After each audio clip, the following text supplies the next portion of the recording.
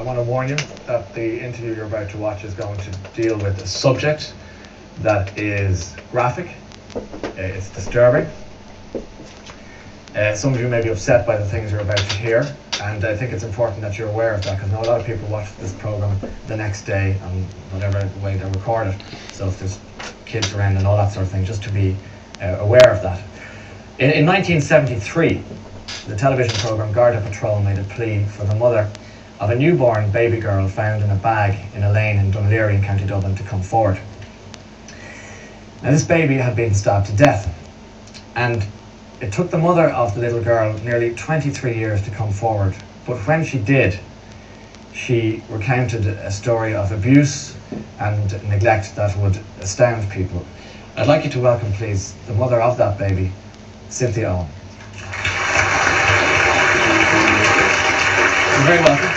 Thank you. And thanks for coming on to talk to us this evening. I suppose we should start at the beginning. You grew up in a very affluent village of Dalkey, which is in Dublin, in South Dublin.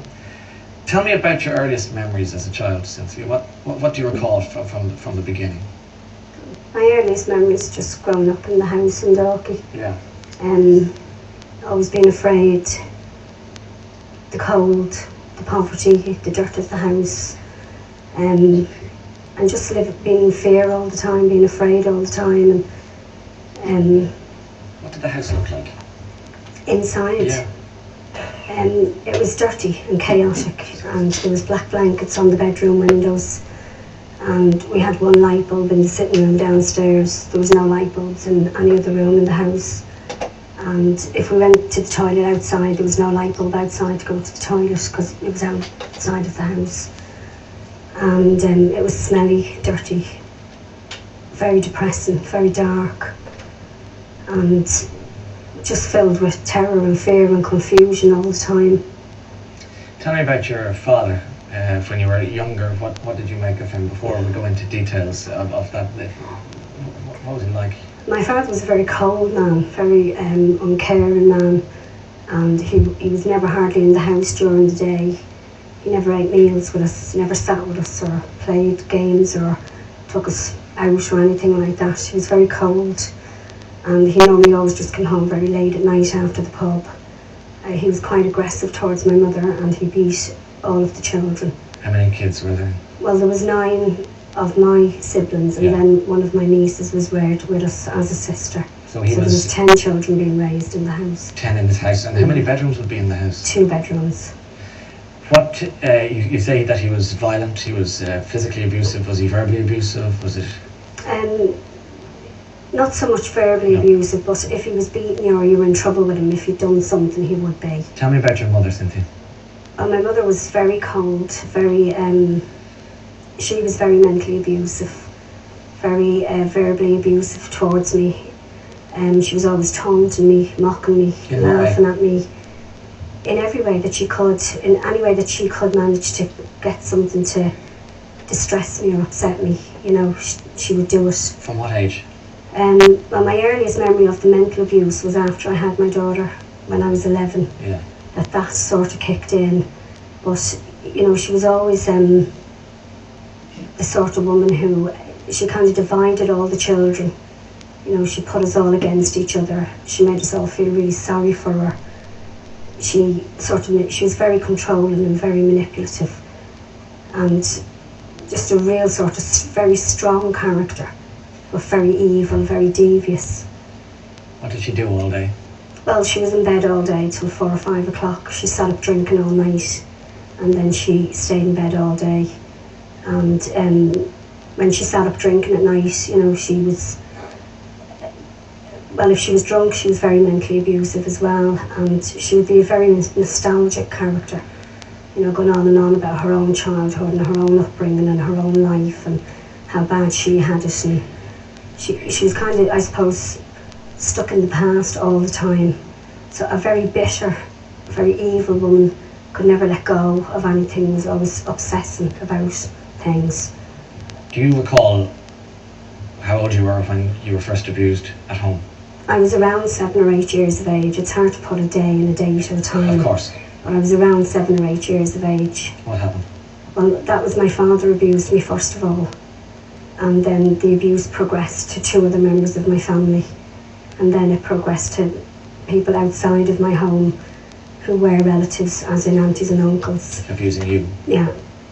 And then I was taken by my mother to a building where I was sexually abused by a local paedophile ring.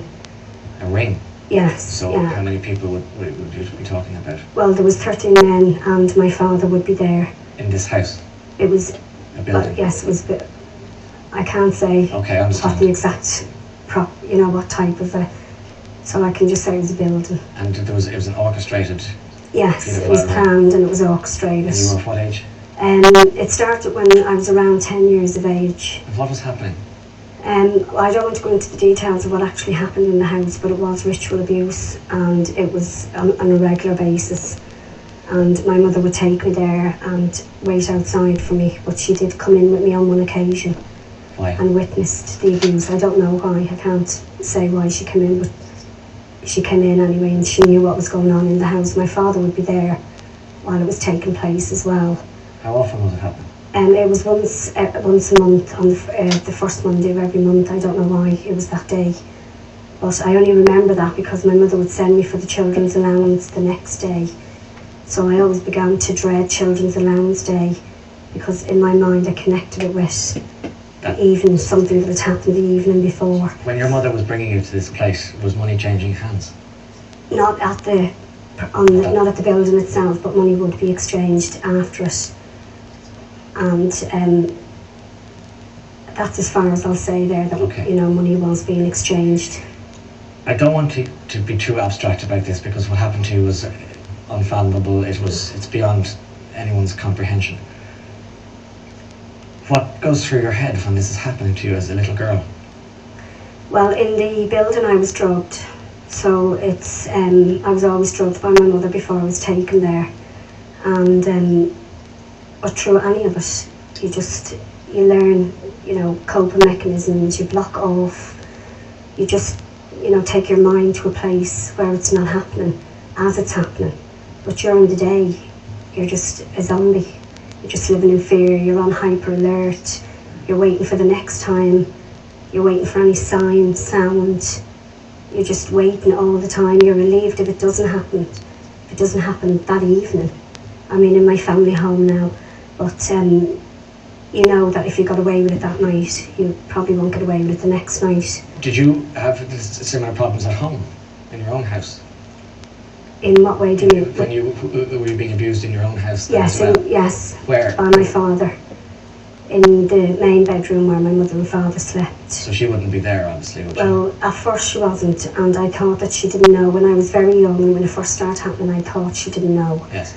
But there was an occasion when she actually was in bed one Sunday morning, and my father and I were in a single bed, and I thought she was asleep, and I was crying, and I heard the younger children down in the hall playing, but they were whispering because we were never allowed to go downstairs in the morning.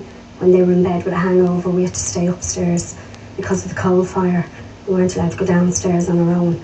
And I heard my siblings whispering, so because they knew they shouldn't have been downstairs. And I kind of worked it out and said, well, hang on a minute, if I can hear them down the stairs whispering, and she's only across the room in the other bed, then she must hear me crying. And she hasn't asked why or said anything. And so I looked over at her and she kind of just rolled over, and I don't know if she was awake, but I assumed that it would perhaps have woken her. Did you talk to her? Not on that occasion. I speak about that, that actual, in the book. I speak about that in the book. Did you ever at any point turn to your mother and say, what is happening to me and why is this happening to me? Later on, when I became older, when I began to realise, when I couldn't cope with it, when I had to turn to her, and it was like, well, she made it very difficult because she was a very prudish woman, and she made like a big deal of dressing and undressing in front of us, and she never explained anything to us about our bodies. So every part of your body was called a thing, and she spoke very vulgarly about sex and the parts of the body. So at one point I was afraid to tell her because I thought she'd blame me, and because she was so openly speaking about this, the sex basically. And but when I got over, as it continued, and I couldn't cope, I couldn't take it, and I did start to tell her, and she'd just say that, oh, he's drunk, he's rolling around in the bed.